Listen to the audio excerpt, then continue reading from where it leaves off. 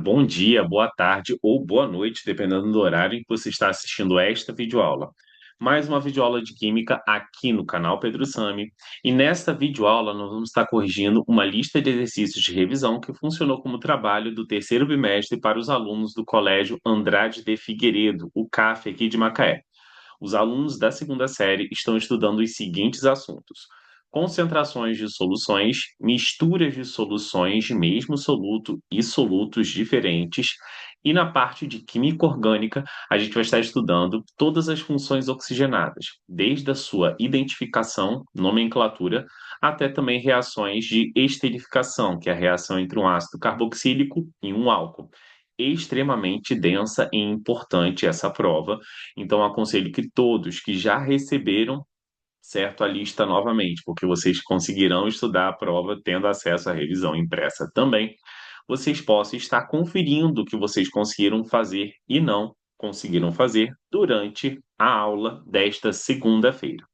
Bom, se você não é um aluno do Colégio Andrade de Figueiredo, mas também quer testar seus conhecimentos, é um inscrito do canal Pedro Sami, a lista vai ficar disponível aí, será fixada no primeiro comentário e você pode fazer o download, tentar fazê-la e logo em seguida acompanhar a videocorreção. Então, sem mais delongas, vamos para a nossa primeira questão que está aparecendo na sua tela. É extremamente importante que você, certo, consiga perceber que a capacidade de interpretar um texto é muito importante, assim também como o processamento de cálculos matemáticos. Então, trabalhar com potência, trabalhar com regras de três, trabalhar com fórmulas, conversões de unidades, é tudo um pré-requisito para ir bem. Se você tem deficiências nisso, você irá mal. É inegável isso, né? Então, vamos à nossa primeira questão que diz o seguinte: a cafeína é um alcaloide identificado como 1,3-trimetilxantina, de massa molar igual a 194 gramas por mol. Esse alcaloide é encontrado em grande quantidade nas sementes de café e nas folhas de chá verde. Uma xícara de café contém, em média, 80 miligramas de cafeína. Considerando que a xícara descrita contém um volume de 200 ml de café, a concentração em quantidade de matéria de cafeína nessa xícara é a mais próxima dele. Bom, quando você lê o enunciado assim, você tem que identificar dados numéricos importantes, né? Então, a primeira coisa que a gente tem aqui, ó, é a massa molar que foi dada. Então, ele disse que apresenta uma massa molar igual a 194 gramas por mol. Ele falou que eu tenho o soluto, que é a cafeína, na quantidade de 80 miligramas. E o que o meu volume é igual a 200 ml. Quando ele fala da concentração em quantidade de matéria, você tem que saber que toda vez que ele se reportar a isso, ele vai estar falando da concentração em mol por litro ou ele está falando da molaridade. E aí, para concentração em mol por litro ou molaridade, tem uma fórmula. Então, primeiro eu vou tentar resolver esse problema aí pela fórmula, depois pela regra de três. Utilizando a fórmula da molaridade, a gente vai ter o seguinte: a molaridade é igual à massa do soluto sobre a massa molar desse soluto vezes o volume. E aí eu não posso colocar de qualquer jeito, há unidades específicas, né? Aqui a molaridade vai ser a concentração em mol por litro. A massa obrigatoriamente precisa estar em grama, obrigatoriamente. A massa molar, nós vimos aí pelo enunciado, grama por mol. E o volume, ele também tem que estar em litro. Tem uma obrigação quando a gente utiliza uma fórmula. Bom, então eu preciso aí converter essa massa de cafeína, que é 80 miligrama, para grama. Então a primeira coisa que eu vou ter que fazer é dividir isso por 1.000. Quando eu divido por 1.000, eu consigo cancelar os zeros, né? A gente percebe aí que dá para cancelar esse zero do 80 com um dos zeros aqui do 1.000. E aí nós vamos encontrar 0,08 gramas, ok? Agora, outra coisa que não está na unidade correta é o volume. O volume aí, ele botou 200 ml, só que precisa estar em litro. Então, eu vou ter que dividir isso por 1.000. Quando eu divido isso por 1.000, isso aqui vai dar 0,2 litros, né? Seguindo a mesma lógica que eu fiz no primeiro, eu consigo cancelar esses dois zeros aqui com dois zeros do 1.000 e fica 2 dividido por 10.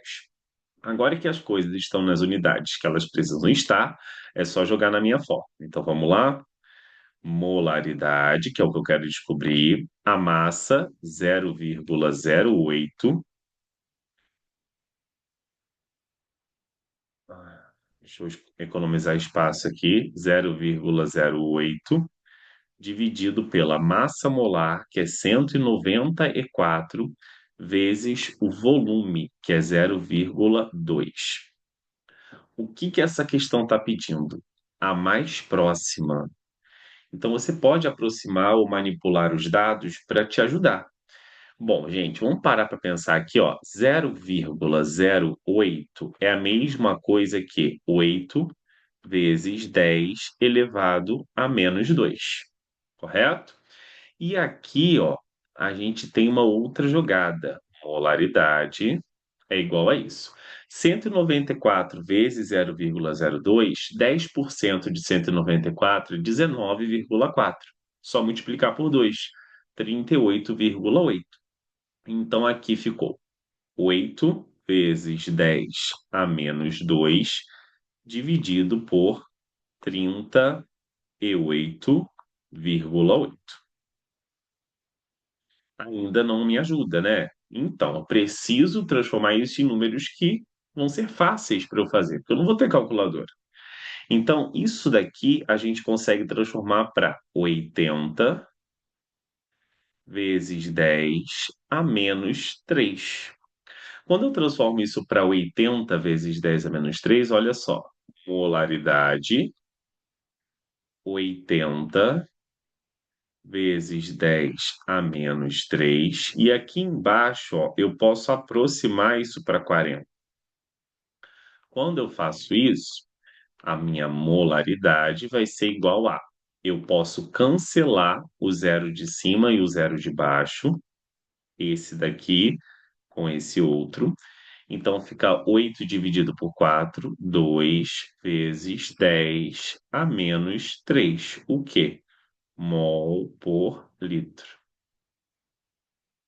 Então, já acho que minha resposta. Minha resposta é letra B de bola. Bom, daria para fazer isso por regra de três também. Alguns alunos preferem regra de três, né, Maria Luísa? Então, o que que a gente vai fazer aqui? Por regra de três, a gente vai processar da seguinte maneira, em roxo. Primeira coisa que eu tenho que fazer é calcular a quantidade de mol que representa a massa, né?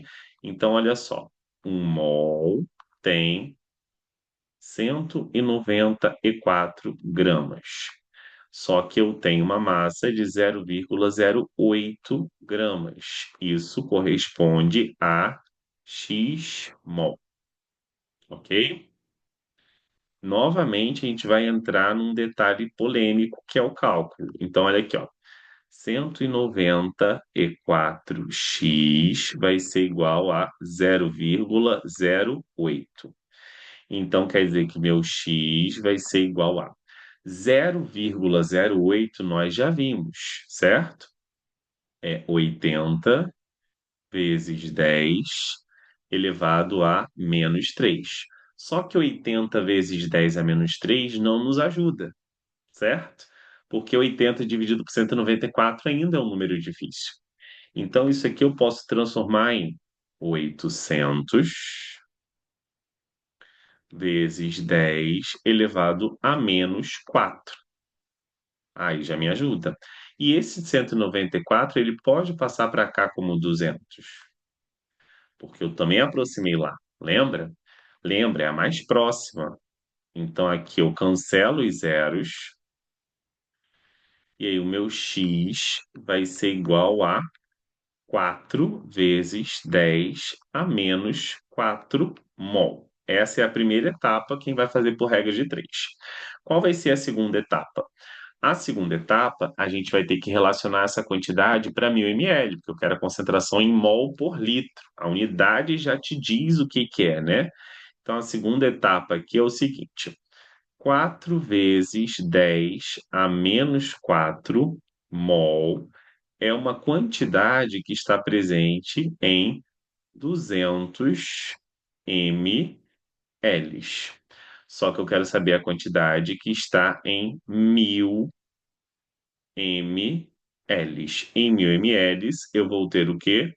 X mol. O que aconteceu de 200 para 1000? Exatamente. O que aconteceu aqui, ó, é que eu multipliquei o volume por 5. Então, tudo que eu fizer de um lado, como são grandezas diretamente proporcionais, eu faço do outro. Então, multiplicando aqui também, ó, por 5, eu vou achar o meu x. Então, a gente vai perceber que o meu x vai ser igual a 20 vezes 10 elevado a menos 4. O quê? Mol por litro. Bom, 20 vezes 10 a menos 4 é a mesma coisa que 2 vezes 10 elevado a 1 vezes 10 elevado a menos 3. E aí eu repito a base e somos expoentes. Então vai dar 2 vezes 10 elevado a menos 2 elevado a vezes 10 a menos 4. Perdoe, eu já estava fazendo a resposta, né? 2 vezes 10 a 1 vezes 10 a menos 4. E aí vai ficar 10 a menos 3, o quê? Mol por litro. Exatamente o mesmo que eu consigo achar utilizando a fórmula. Então, você precisa ter essa ciência de manipulação de cálculos, tá, gente? Vamos então agora para a nossa próxima questão, que é a questão de número 2, que diz o seguinte: nas campanhas de desidratação infantil, a população é orientada para fazer o uso do soro caseiro. Esse soro é constituído de uma solução aquosa contendo 3,5 gramas de cloreto de sódio e 11,0 gramas de açúcar. Qual é a massa de cloreto de sódio e açúcar necessárias para preparar um copo de soro caseiro com volume de 250 ml? Olha só, ele deu a quantidade que tem 1 litro, tá vendo? Desse soro. Só que eu não quero formar 1 litro, eu quero formar 250 ml. Então, fazendo pela fórmula. Primeiro para o cloreto de sódio, que é o NaCl. Como é que eu vou fazer pela fórmula? Eu já não vou utilizar, certo? A fórmula de cima, porque é outra unidade, é grama por litro, certo? Ele quer a massa, então ela que vai sobrar na minha fórmula, ok? Bom, o que que eu vou fazer aqui? A fórmula que eu tenho para essa unidade, grama por litro, vai ser a concentração comum. Como é que vai ser a concentração comum? C é igual a M sobre V. Obrigatoriamente em fórmulas a unidades específicas, como eu falei. A massa, ela obrigatoriamente precisa estar em grama, o volume obrigatoriamente precisa estar em litro, e a concentração tem que estar, obviamente, em grama por litro. Bom, uma vez posto isso, vamos continuar. Então, a minha concentração, eu já sei, é 3,5. A minha massa é o que eu quero descobrir, não para fazer 1 litro, e sim para fazer 250 ml. Só que, mais uma vez, aqui os meus 250 ml, ele não está na unidade correta, como a gente viu lá em cima. Então, vou ter que pegar isso e dividir por 1000. Quando eu divido por 1000, deixa de ser ml e passa a ser litro, 0,25 litros. Então, vem aqui e bota o quê? 0,25. Bom, aqui eu vou multiplicar cruzado para achar o meu valor. Então, quer dizer que a minha massa vai ser a 3,5 vezes 0,25. Aí, o que que eu aconselho? Aconselho transformar esse 0,25 em 2,5 vezes 10 a menos um. Por quê? Porque é fácil fazer isso aqui, ó. 3,5 vezes 2,5. 3,5. 2 vezes 3,5 é quanto? 7. Meia vez, porque o 0,5 é a mesma coisa que metade. Meia vez 3,5 vai dar 1,75. Então é 7 mais 1,75. 7 mais 1,75 vai dar 8,75 vezes 10 a menos um. Tirando agora, a gente vai achar que isso aqui é 0,88 aproximadamente gramas, correto? Sim, sem calculadora, tá vendo, gente? Dá para fazer sem calculadora. Você só vai ter que aprender a trabalhar os números para deixá-los mais fáceis de serem, né, operados. Isso daí é um treino, tá? Não é fácil fazer isso, não. Eu botei aproximado ali, mas você poderia me dar a resposta com todas as casas bonitinhas assim. Agora a gente vai fazer para a glicose. Então aqui eu tenho C12, H22, O11. Então vamos lá. De novo, concentração é igual a M sobre V. Então a minha concentração aqui vai ser quanto? 11. A massa é o que eu quero descobrir. E o volume nós vimos que é 0,25. Tudo bem? Então, novamente, eu faço o quê? Minha massa vai ser igual a 11 vezes 2,5 vezes 10 a menos um. Então, a minha massa vai ser igual a. Vou botar um pouco mais para cima por causa do meu espaço. 2 vezes e meia 11. 2 vezes 11 é 22. Meia vezes 11 é 5,5. 22 mais 5,5 vai dar 27. 22 mais 5,5. 27,5 vezes 10 a menos um. Então, a minha massa aqui, ó, vai ser 2,75 gramas. Achei a massa do açúcar e achei a massa do NaCl. Tudo bem? Alguma dúvida, gente? Deixem aí nos comentários, tá? A gente precisa pegar e ter isso. Você precisa aprender a manipular números. Agora, se você quiser fazer por regras de três, como é que seria? A própria concentração já te dá, né, a proporção, ó. É 3,5 gramas por litro. Então, ó, 3,5 gramas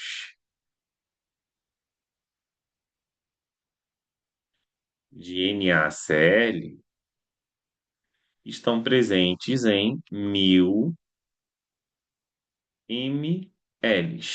Só que eu quero saber a massa necessária para eu formar 250 ml de soro. Então, eu vou ter X gramas de NaCl. Então, o que aconteceu? O que aconteceu é que daqui para cá eu dividi por 4.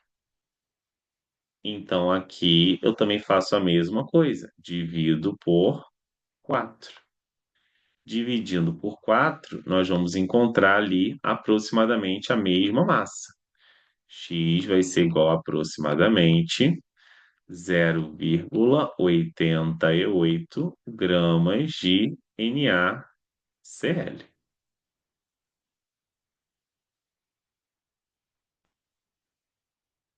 Agora, nós vamos fazer a mesma coisa, só que para o açúcar.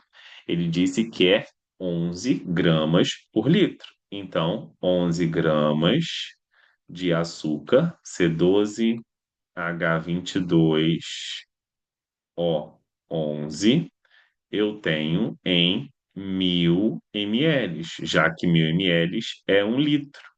Só que eu tenho um soro que vai ter um volume apenas de 250 ml. Então, eu vou ter X gramas de açúcar. De maneira análoga, de maneira semelhante, daqui para cá, dividiu por 4. Então, é só pegar e também dividir por 4 do outro lado. E você vai achar, então, 2,75 gramas de açúcar.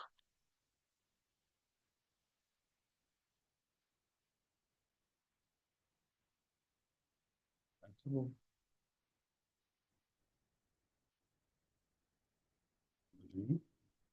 Vamos. Vamos continuando aí. Agora nós vamos para a nossa próxima questão, que é a questão de número 3. Diz o seguinte aí. Vamos lá, no pique, gente. São 3h32 da manhã, eu tô gravando isso. Vamos lá, 2,75. Tô conferindo as contas, porque eu tô fazendo isso tarde, né, gente? Então a gente tem que respeitar também os limites do nosso cérebro. Eu dormi um pouco à tarde, tá, gente? Para medir a unidade relativa do ar, foi utilizada a seguinte aparelhagem. Então, eu tenho uma entrada de ar atmosférico. Esse ar tem contato com ácido sulfúrico, que é uma substância higroscópica, absorve a umidade, e eu tenho a saída de ar seco. No ar atmosférico, eu tenho vapor de água. Isso é interpretação de esquema, certo? Então, nesse ar atmosférico aqui, ó, eu tenho um pouco de H2O na forma de vapor. Mesmo que você não soubesse, pelo texto você induziria, porque, ó, inicialmente o recipiente continha 1 litro de ácido sulfúrico na concentração 1 mol por litro. Após a experiência, verificou-se que a solução apresentava uma concentração de 0,8 mol por litro. Qual é a quantidade de água absorvida pelo ácido sulfúrico em ml? Ou seja, ele quer a subtração dos volumes, tem que tomar cuidado, que ele quer a quantidade de água absorvida, o volume adicionado ali naquela solução que foi capturado. Então, essa é uma questão de diluição, porque eu estou adicionando solvente, que é água, a uma solução. E numa questão de diluição, eu tenho o quê? A concentração inicial vezes o volume inicial é igual à concentração final vezes o volume final. Um parêntese, essa concentração inicial, ela pode ser grama por litro, ela pode ser mol por litro, pode ser qualquer concentração. Ela pode ser ppm, ok? Qualquer concentração. Então, aqui eu tenho a concentração inicial de 1 mol por litro. A questão falou aqui, ó. Antes eu tinha 1 mol por litro e o volume era 1 litro. Então, 1 vezes 1. A concentração final foi 0,8. A questão falou. E aí eu vou saber agora o meu volume final. Então quer dizer que o meu volume final vai ser igual a 1 dividido por 0,8. E aí, desculpem, perdoem. Vamos lá, continuando. Então, meu volume final vai ser igual ao quê? 1 dividido por 0,8 é a mesma coisa que 10 dividido por 8. 1 vezes 8, 8. Para 10 faltam 2. Aí eu abaixo o quê? Um zero, porque eu quero continuar essa conta. E aí, se eu abaixo um zero, porque eu quero continuar essa conta, o que que eu faço aqui? Vírgula. Então, aqui vai ficar 2. 2 vezes 8, 16. Para 20, faltam 4. Quero novamente continuar essa conta. Então, acrescento mais um zero. E aí vai ficar 40 dividido por 8, vai dar 5. E aí aqui fechou com o zero. Então, meu volume final é 1,25 litros. Não é a resposta, mas se você chegou até aqui, eu já vou te dar meio certo. Porque você entendeu que a questão era de diluição e você entendeu que usava essa fórmula. Só que ele quer a quantidade de água absorvida. A quantidade de água absorvida é o volume adicionado. E aí nós sabemos que o volume adicionado, o volume ADD, é igual ao volume final menos o volume inicial. Então, o volume adicionado vai ser igual a 1,25 menos 1,01, né? Vou botar 00 aqui só para manter as casas. Então, o volume adicionado vai ser igual a 0,25 litros. Só que ele quer em ml. Então, vou precisar multiplicar isso aqui por 1.000. Então, o volume adicionado vai ser igual a 250 ml, ok? Então prestem atenção nas unidades, no que ele pede, se ele determina o volume, se ele deixa a unidade do volume em aberto, tá? Isso é muito importante. Tudo bem? Bom, como a concentração final, o volume ele também pode ter variações das suas unidades, tá? Geralmente as duas principais são ml ou litro.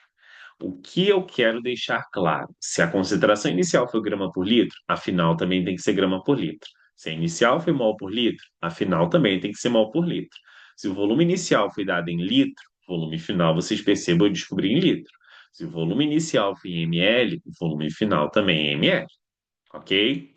Vamos então agora à nossa próxima questão, que é a questão de número 4, que diz o seguinte: a salinidade de um aquário para peixes marinhos expressa em concentração de NaCl é 0,08 mol por litro. Então, ele falou que é isso aqui. Para corrigir essa salinidade desse aquário, que já é 0,08, foram adicionados 2 litros de. Esse D aqui significa posse, 2 litros daquilo, de uma solução 0,52 mol por litro de NaCl. Olha só, ele repetiu a fórmula química do soluto duas vezes. Então, isso é uma mistura de soluções, correto? Do mesmo soluto. E aí? Há 20 litros da água deste aquário, lá do início, que foi mencionado. Então, nem sempre o número vai estar junto do outro para a gente correlacionar. Você tem que interpretar e ler o texto. Qual é a concentração final? Então, isso aqui é um caso de mistura de soluções. Então, a concentração final vezes o volume final vai ser igual à concentração da solução um vezes o volume da solução um mais a concentração da solução 2 vezes o volume da solução 2. Então, a concentração final é o que ele quer. O volume final, gente, é a adição dos volumes. Então, quer dizer que o meu volume final aqui, ó, é a adição de 2 litros mais 20 litros. Então, meu volume final aqui vai ser igual a 22 litros.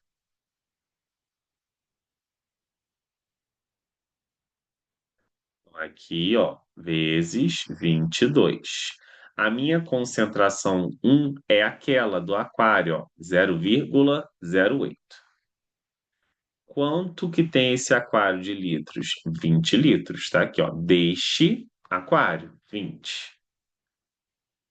A minha concentração 2 é o que eu adicionei nesse aquário, uma solução que tem sal também, para corrigir, certo? E aí eu adicionei, ó, 0,52 e o volume aqui que eu adicionei foi de 2 litros, vezes 2. Então vamos lá. CF vai ser igual a 0,08 vezes 2. Quando eu multiplico por 10 já andou, ficou 0,8. Agora vezes 2. Então 0,8 vezes 2, 1,6. Mais aqui, 0,52 vezes 2 vai dar 0, vai dar 1,04. Isso daqui você vai ter que dividir por 22. Essa concentração, ela tem que dar um número entre 0,52, que é a primeira concentração, e 0,08, que eu estou misturando duas coisas. Aqui vai dar 1, não, 7, e desculpem, 2,64, correto? Dividido por 22. A concentração final vai ser igual a. Bom, gente, essa eu vou fazer já na calculadora, tá? Porque são 3h43 da manhã, a gente precisa gravar uma videoaula curta, mas eu já mostrei ali como que dá para a gente dar uma manipulada nos resultados, né? Então aqui vai ficar 0,12 o quê? Mol por litro. Faz sentido? Muito, porque 0,12 é um número que está entre 0,52 e 0,08. Tem que ser um número entre os dois, tá bom? Senão você fez alguma coisa errada. Bom, vamos agora para a questão um pouco mais densa da prova, que seria essa, a questão 5, que você tem uma sequência de regras de três para você conseguir respondê-la. E diz o seguinte: pinturas a óleo escurecem com o decorrer do tempo devido à reação do óxido de chumbo, PbO, usado como pigmento branco das tintas, com o gás sulfídrico, H2S, proveniente da poluição do ar, formando um produto de cor preta, o sulfeto de chumbo, PbS. A recuperação de valorosos trabalhos artísticos originais requer o tratamento químico com soluções de peróxido de hidrogênio, H2O2, o qual atua segundo a reação. Vamos lá. Essa reação me informa quem? Eu tenho esta substância, que é preta, devido à reação que foi descrita lá acima, na concentração de 1 mol, reagindo com essa outra substância aqui, ó, com uma quantidade de 4 mol. Essa é a proporção entre elas, que elas reagem entre si. Ele quer o quê? Que volume de uma solução 0,1 mol por litro de água oxigenada deve ser utilizado para remover completamente uma camada contendo 1 vezes 10 a menos 3 mol de PBS. Vamos lá. Primeira coisa, eu tenho que achar a quantidade de água oxigenada que reage com essa quantidade aqui, ó, 1 vezes 10 a menos 3 mol. E a reação química me diz, esse número aqui, ó, indica que a proporção entre as substâncias é 1 mol de PBS reagindo com 4 mol de água oxigenada. Então vamos lá. Primeira etapa do cálculo. 1 mol de PBS reage com 4 mol de água oxigenada. Só que eu não quero retirar 1 mol de PBS. Eu quero retirar 1 vezes 10 a menos 3. 1 vezes 10 a menos 3 mol de PBS vai reagir com quantos mol de água oxigenada? X mol de água oxigenada. Depois a gente vai ter que achar o volume que tem esse X mol, tá? Então, o que que eu vou fazer aí agora? Tá óbvio, tá claro que, como é 1 para 4, ele permaneceu 1, então meu X vai dar o quê? Meu X vai ser igual a 4 vezes 10 a menos 3 mol de água oxigenada. Essa é a quantidade necessária para reagir com aquela quantidade, 1 vezes 10 menos 3. Agora, qual o volume que tem essa quantidade? Agora nós partimos para a nossa segunda etapa. A solução, ele disse, ó, que é 0,1 mol por litro. Então, quer dizer que eu tenho 0,1 mol de água oxigenada em 1.000 ml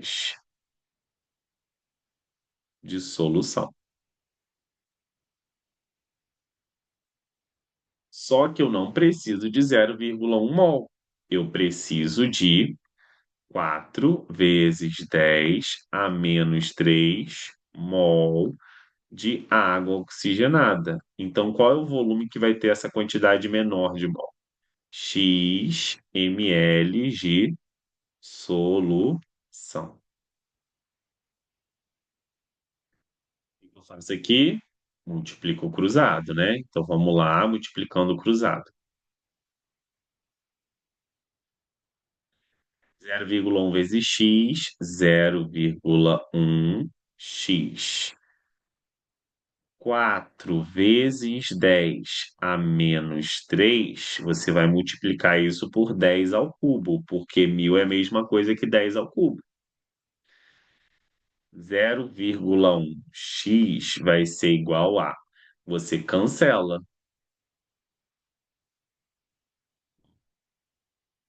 vai ser igual a 4, não é isso? Então, quer dizer que meu x vai ser igual a 4 dividido por 0,1. Então, quer dizer que meu x vai ser igual a 40 ml. Resposta.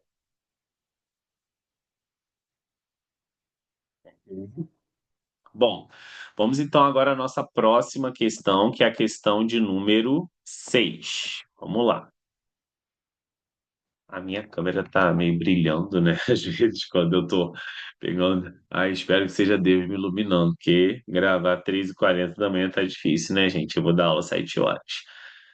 Mas só sobrou esse tempo, tive que dar aulas particulares e tive que dormir à tarde para aguentar.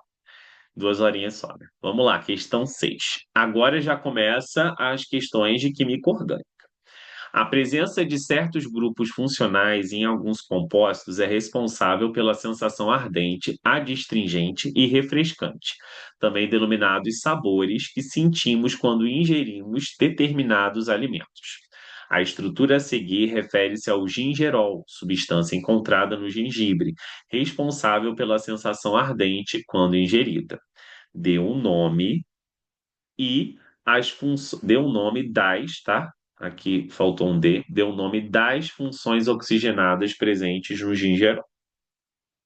Então, aqui nós temos essa hidroxila ligada a um carbono do anel aromático. Isso daqui, senhoras e senhores, é o fenol. Próxima função, eu tenho o seguinte: eu tenho um oxigênio entre dois carbonos. Ó, entre este carbono aqui e este outro aqui. Quando eu tenho isso, o que que eu tenho? Eu tenho um éter, ok? Éter. Cima, roxinha. Eu tenho uma carbonila no meio da cadeia. Isso é uma cetona. Se fosse na ponta, seria um aldeído. Para finalizar, eu tenho novamente o mesmo grupo hidroxila, só que agora não está ligado ao anel aromático, como a gente viu no vermelho. Está ligado aqui a um carbono saturado, que só faz ligações simples. Isso aqui é um álcool. Ok. Vamos então agora à nossa questão 7, que diz o seguinte aí. O aroma do abacaxi está relacionado com a estrutura do éster abaixo. Então, ele já disse que é um éster, né? Os ésteres são flavorizantes, são substâncias que imitam o sabor e aroma de produtos naturais, né? Escolha a alternativa que apresenta o nome sistemático dessa substância. E aí, gente? Se é um éster, a gente tem que lembrar que a parte da cadeia, certo? Que tem a carbonila, que é essa daqui, ó, que é o C dupla O aqui, tudo bem? Ela vai ter o sufixo oato. Depois eu vou ter uma preposição, que é o meu D, e o final dela, após o oxigênio, eu vou ter o sufixo ila, ok? E a identificação do éster é isso daqui, toda vez que eu tenho um C dupla O ligado a O. Isso é o éster. Que, obviamente, na cadeia também pode aparecer assim, né? Ó, C, O, O. E depois vai vir um R qualquer, certo? Isso é um éster.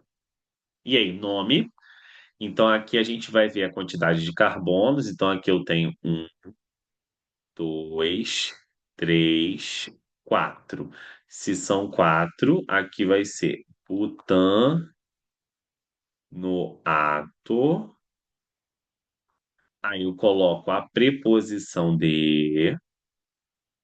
E agora eu vou botar a quantidade de carbonos que vem após o oxigênio. 2 etila.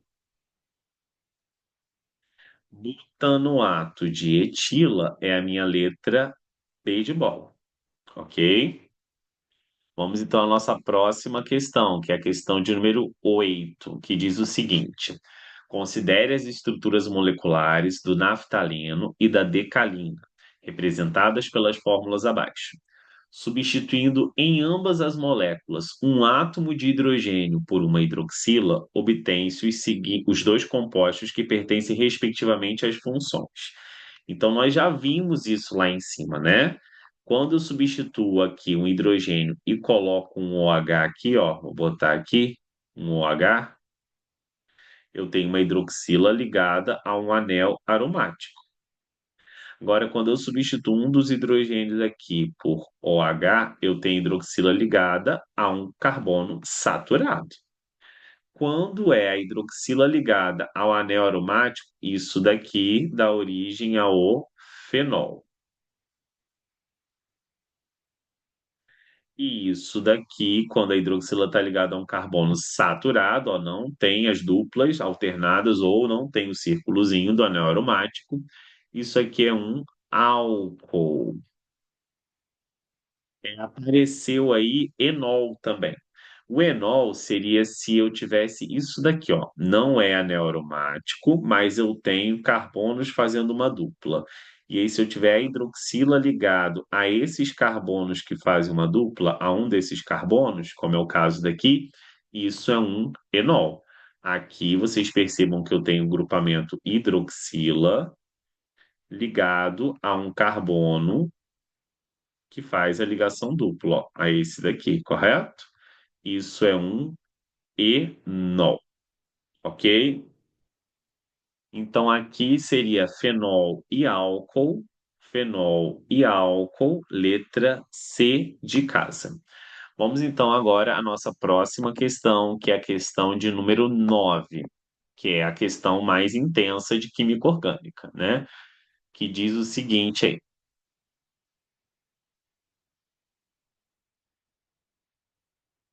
O geraniol, uma substância obtida do óleo das rosas, é um álcool primário que apresenta dois carbonos terciários em sua estrutura química. A seguir estão representadas as estruturas químicas de algumas substâncias responsáveis pelos odores característicos. Há uma função orgânica que aparece nos três compostos acima. Qual o nome dessa função? Cuidado! Toda vez que a gente tem a hidroxila ligado a um carbono saturado, que só faz ligações simples, que é o caso disso daqui, nós vimos que é um álcool. E esse álcool aparece aí em três compostos. Aqui também a mesma coisa, ó, hidroxila ligada a um carbono saturado, que só faz ligações simples.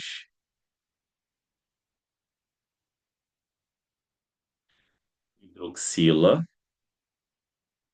ligada a um carbono saturado, ó, que só faz ligações simples. Então, há esta função e a função é álcool. E que isso daqui não é? Isso daqui não é porque quando eu tenho esse composto assim, ao invés de OH vir HO e um carbono no final aqui, esse carbono ele tem que fazer quatro ligações. A única maneira disso daqui fazer quatro ligações é estando desse jeito aqui, ó. C, fazendo uma ligação dupla com o O e uma ligação simples com o H. E isso não é álcool. E, obviamente, aqui eu tenho a cadeia carbônica principal. Isso daqui é aldeído. Alguns alunos confundiram aí na hora de pegar e fazer, né?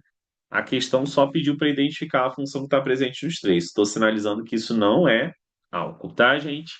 Aqui, essa hidroxila, quando ela está ligada ao anel aromático, nós já vimos o que que é. O que que é? Hum, é um fenol isso daqui, que é F feio. Ficou tão bonito, não, mas vai. Fenol. E ali nós já vimos também, né? Oxigênio entre dois carbonos. Aqui, quando tem esse oxigênio entre dois carbonos, é éter, não é éster. Lembra que éster, um dos carbonos tem que ser C dupla O. Então, estou justificando que realmente só aparece em três funções. Agora vamos para a próxima. Aí a próxima fala o seguinte: dê a nomenclatura do composto um e 3, né, Gabriela? 1 e 3, o que a gente vai fazer? A gente vai pegar e vai identificar a cadeia principal. A cadeia principal vai ser a maior sequência de carbonos contendo o carbono do grupo funcional. Tá aqui, ó. Agora nós vamos numerar de modo que o carbono do grupo funcional fique no menor número possível. Então aqui eu tenho um, dois, três, quatro, cinco, seis, sete e aqui oito. Agora, a estrutura básica de nomenclatura é o seguinte, para qualquer função oxigenada, lembra disso. Primeiro você vai mencionar os radicais, que são os carbonos fora da cadeia principal. Depois você vai colocar um prefixo que indica a quantidade de carbonos da cadeia principal, prefixo do número de carbonos. Depois você vai botar um infixo que vai dizer a saturação. E depois você vai botar o sufixo da função.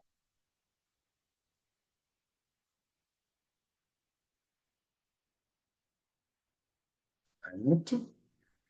Quais são os meus radicais aí? Os grupos de átomos de carbono fora da cadeia principal. Então, vamos lá?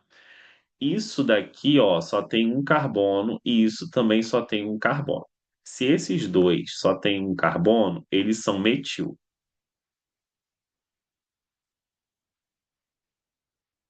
Se eles são metil, eu preciso citá-los, porque eles são os meus radicais, correto? Bom, depois vem o prefixo do número de carbonos. O prefixo do número de carbonos, ó, a cadeia principal tem quantos carbonos? 8 carbonos, correto? Depois eu tenho que botar um infixo da saturação. E aí, tem saturação? Deixa eu tentar botar de rosa isso aqui. Ó, prefixo do número de carbonos. Então aqui eu tenho quantos? 8. Estou sinalizando aqui, ó, os termos na nomenclatura que vocês têm que ver. Tem 8 carbonos. O infixo agora da saturação. Vamos para laranja? É o que sobrou, tá? O infixo da saturação é ser an, em ou in, ó. Aqui eu vou perceber que é o quê? O infixo da saturação, ó. É em. No caso aqui tem dupla. An, se só tivesse simples. In, com tripla. Depois eu tenho o sufixo da função. Como é aldeído aqui, ó, o sufixo é ao, correto? Então aqui fechamos com o sufixo. Então, como que vai ser o nome do primeiro composto? Primeiro composto será o seguinte: será 3,7. Como os metis são iguais, você condensa no nome, ó, dimetil. Aí tem 8 carbonos, oct. Aí a dupla está entre o quê? Entre o 6 e o 7. Você tem que colocar a posição. 6. Agora eu boto o meu em. Como o aldeído sempre está na ponta, eu não preciso indicar a posição do grupo funcional também, só botar o sufixo al. Então, 3,7 dimetil oct 6 enal. Agora, ele quer que nomeie o 3 também. O 3 já tem uma diferencinha. Por que que tem uma diferença? Porque é álcool. E aí, quando é álcool, o sufixo é ol, mas segue a mesma linha. Então, vamos lá. Identificando a cadeia principal. Tá aqui. A cadeia que contém carbono ligado ao grupo funcional. E, obviamente, ali eu vou priorizar que tenha também as duplas, tá aqui. Agora eu vou numerar. Numerando vai ficar 2, 3, 4, 5, 6, 7, 8. Agora. Desculpem, deixa eu beber um pouco d'água.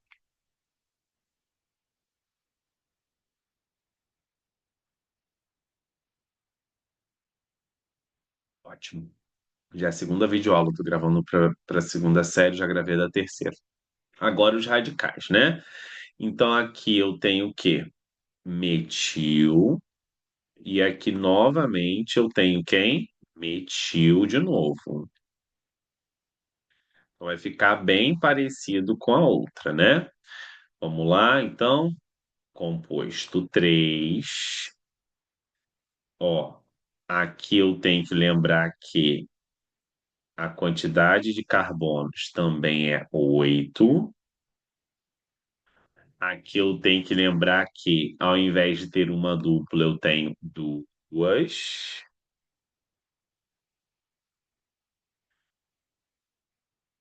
É isso? Então vamos lá. 3,7 de novo de metil. Quando tem 8 carbonos, é oct. Quando era uma dupla, eu botava um em, tá vendo? Quando tem duas duplas, eu tenho que botar essa vogal A, octa. Agora sim eu boto as duplas. 2,6. Sim, porque sempre são os menores números que ficam no nome. De em. Porque são duas, de em. E aí o álcool está na posição 1. Ó, aqui eu preciso indicar a posição da hidroxila. Como está no 1, é facultativo, mas eu sempre gosto de indicar porque a hidroxila é um grupo funcional que pode aparecer em mais de um carbono, então eu posso indicar em outro, ok? Agora C, classifique o álcool do composto 5. Ó. Como que eu classifico o álcool, né? Teve essa polêmica também lá na hora do trabalho. Aqui a gente tem que verificar qual é a classificação do carbono que está ligado a essa hidroxila. Este carbono está ligado a um, dois, três outros carbonos. Então, este carbono aqui que a gente está fazendo a classificação é um carbono terciário. Se o álcool está ligado a um carbono terciário, quer dizer que o quê? O álcool é terciário. Álcool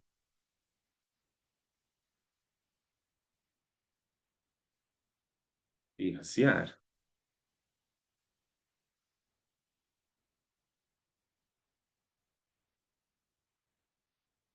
Tudo bem? Agora vamos para a nossa última questão aí, que diz o seguinte: a própolis é um produto natural conhecido por suas propriedades anti-inflamatórias e cicatrizantes. Esse material contém mais de 200 compostos identificados até o momento. Complete a reação abaixo de formação da própolis e dê o nome dos produtos orgânicos formados. Olha só, gente. Aqui eu tenho uma reação que é chamada de esterificação. Por quê? Aqui eu tenho um ácido carboxílico, que é esse C dupla O ligado a OH,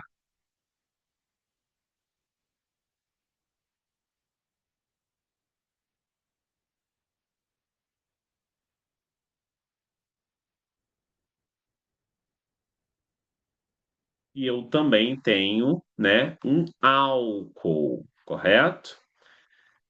Que é quando eu tenho aqui, ó, a hidroxila ligada a um carbono saturado.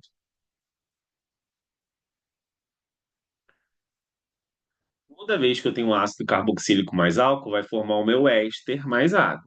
A gente viu o que que é éster lá em cima. E aí, como é que eu formo isso? Eu vou pegar o hidrogênio do ácido carboxílico, correto? Tá aqui, mais a hidroxila do álcool. Nesse processo sai o que aqui? Sai água, H2O. E agora, este carbono aqui perdeu uma ligação, porque a hidroxila saiu. Então, este carbono ele vai entrar no lugar do hidrogênio, porque o oxigênio também perdeu uma ligação. Então, eu vou repetir toda a cadeia que era do ácido carboxílico, tá aqui. Deixa eu botar meu ésterzinho de roxo.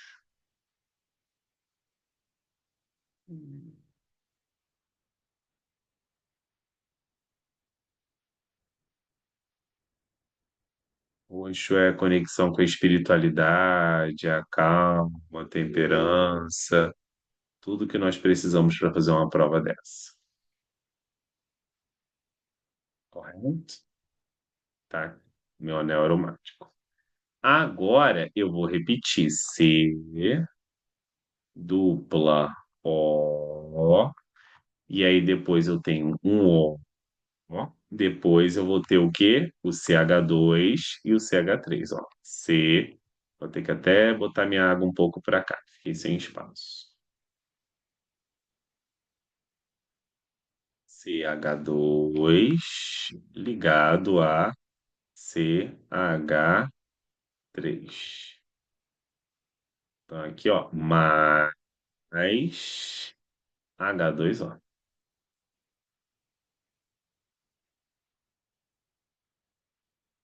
Como que vai ser o nome? Nós já vimos, né?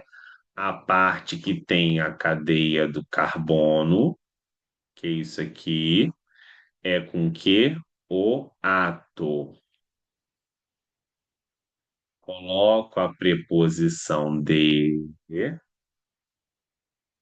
o que vem após o oxigênio, vai ser o quê? Isso aqui. Isso daqui com ila.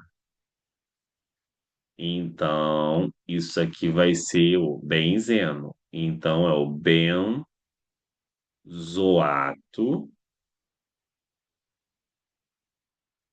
de. Aí aqui eu tenho quantos carbonos? Dois. Etila. Tá? Acabou. Bom, gente, espero que vocês tenham gostado dessa videoaula. Se vocês gostaram, por favor, dê uma curtida. Eu acho que eu dei informações muito importantes, principalmente no início da aula a respeito do cálculo. São dicas valiosas. Aprendam a interpretar, leiam a questão com calma, não se desespere, não vão saindo colocando qualquer fórmula. Vejam o que foi dado, entendam a situação, problema. Essa parte da química é a físico-química. E física sempre tem o quê? Uma fórmula e uma situação problema. A mesma coisa é com a parte de cálculo e as questões de físico-química. Física junto com a química. Bom, gente, eu espero que vocês tenham aprendido comigo, certo? Espero que vocês tenham gostado de ver essa videoaula assim como eu gostei de fazê-la. E até o nosso próximo encontro aqui no canal Pedro Sami. Valeu, gente. Boa prova. Acredito em vocês. Tchau, tchau.